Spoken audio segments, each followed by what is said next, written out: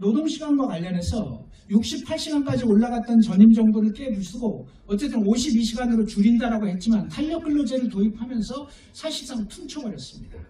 최저임금제 1만 원 시대를 열겠다고 했지만 마지막 2년은 2% 1.5%로 다운시켜서 결국 박근혜 정권보다도 최저임금이 더 올랐어요? 덜 올랐어요?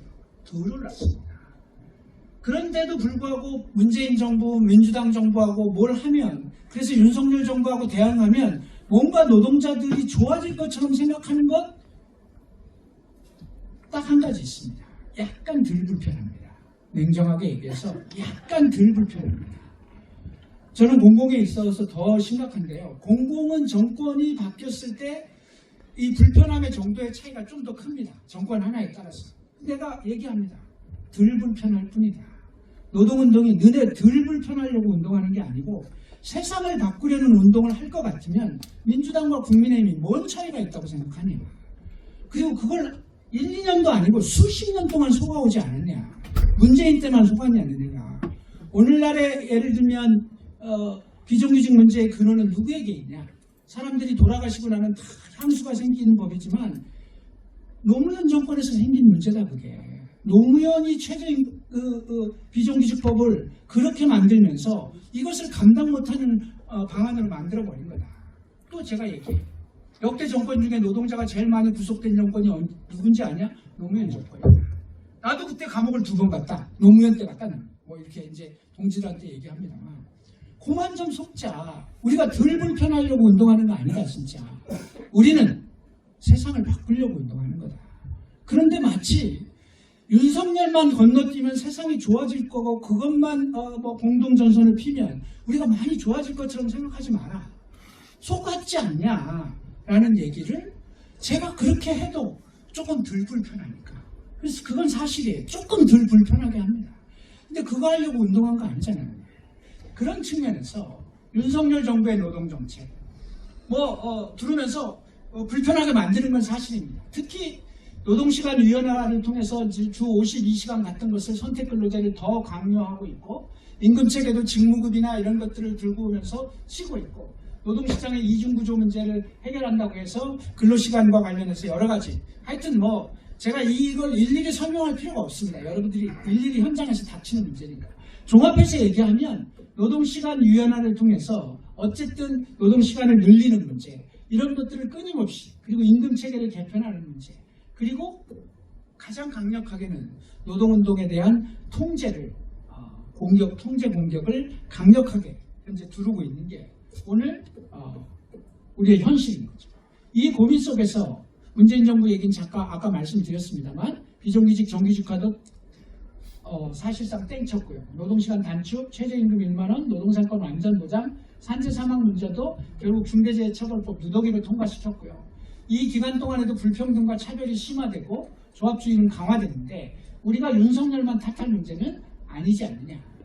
윤석열 정부 노동정책 보면요. 고용노동부 단체협약 조사한다고 479개 이 공공부문입니다. 일단 1차적으로 479개 기관 중에 179개가 불법 무효인 단체협약이라고 해서 단체협약 모두 고칠 것. 이게 이제 공공과 민간을 가리지 않고 치고 나오고 있습니다. 또 48개 공무원 교원노조 규약이 노동조합법 위반이라는 것. 사용자의 인사 경영권 침해가 너무 많다는데 공공부문을 먼저 치는 이유는 간단합니다. 여기를 정리하고 나면 바로 민간으로 넘어오는 거죠. 그 다음에 노조 회계 공시 안 하면 세액공제도 없다라고 하는 것으로 이제 여러분들을 강력하게 치고 들어오죠.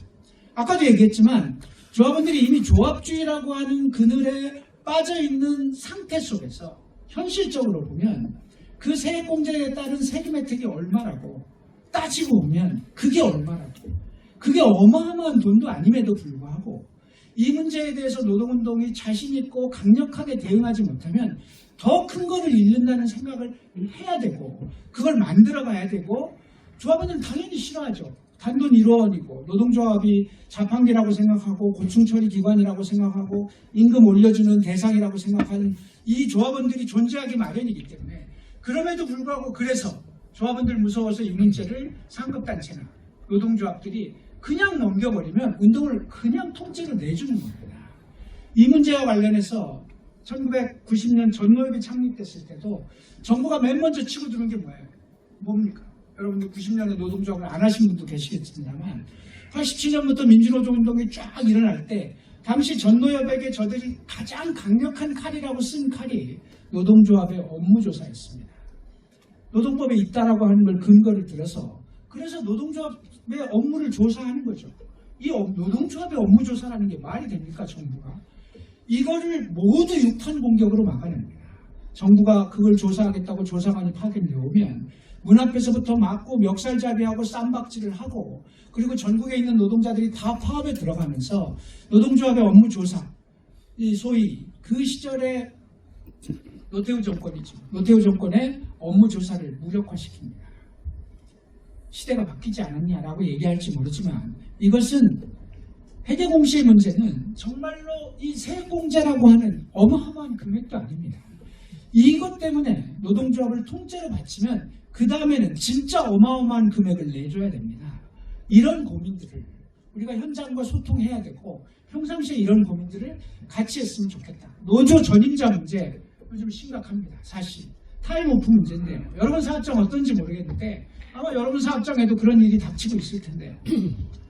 공무원부문은 1차적으로 또 타겟이 되니까 그냥 하나의 예를 들면 서울교통공사 현재 한 70명 정도가 징계위원회에 올라 있습니다.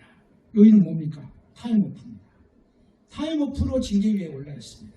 그리고 예상하기로는 50명 정도가 파면 예정으로 되어 있습니다. 중징계 대상자가 50명이에요. 이건 간단합니다. 타임오프를 누가 시간 들고 다니면서 재는 사람이 없잖아요. 그걸 그래서 1분 1초 재가지고 사실은 총 2,500시간인데 2,501시간이니 많이 이거 논쟁하는 사람은 없습니다. 공공부문이 지금 그렇게 하고 있습니다. 시간을 따지는 거죠. 그래서 옛날처럼 전임자, 비전임자가 아니라 노동법에 의하면 전임자라는 개념이 없어요. 그냥 타임오프로 돼 있는 겁니다. 그리고 그걸 쓰는 건데 이 시간을 재기 시작한 거죠. 그래서 그럼에도 불구하고 노사가 그동안 좀 여유 있게 유연하게 이렇게 서로 했는데 이걸 시간을 재기 시작하니까 다 위반인 거예요. 한 조합원에게 물어요. 여기 저기 노조 노안부장이 그날 그 시간에 자리에 있었습니까? 없었습니까? 몇 시부터 몇 시까지 있었습니까? 없었습니까?를 그 옆에 있는 조합원에게 물어봐요. 그럼 그 조합원이 뭐라고 답변해요? 좋게 답변하죠. 사실 있었습니다. 일했어요 그날. 이렇게 답변을 하는데 그걸 교차로 막 확인하니까 안 하는 것이 확인된 거죠. 그럼 어떻게 돼요?